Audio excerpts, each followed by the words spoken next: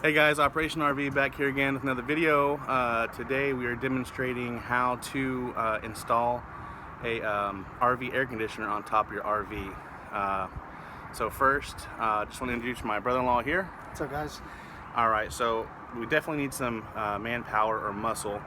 I've seen people put up the ladder at an angle, 45-degree angle, and push and pull. You got one person on the roof, one person in the bed of a truck or something like that.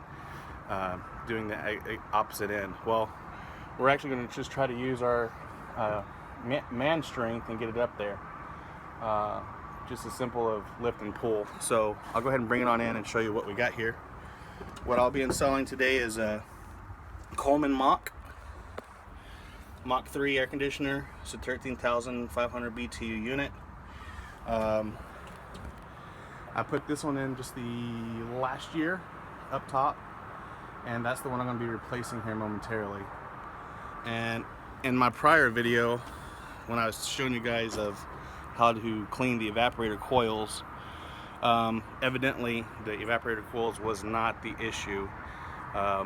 It was the capacitors.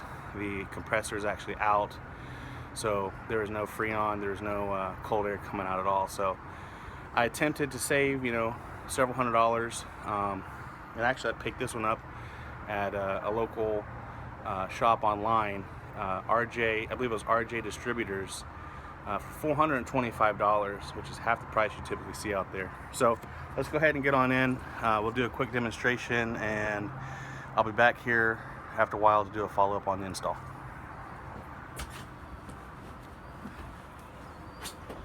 All right, ready? Got it. Okay, and just lift. Just come up now. Just come up a little bit closer. And just push up. Hold on, watch that water. Yeah. Hold on, I'll set my end right here. 1 second. All right, guys. See, this is how it gets done. This is Texas style.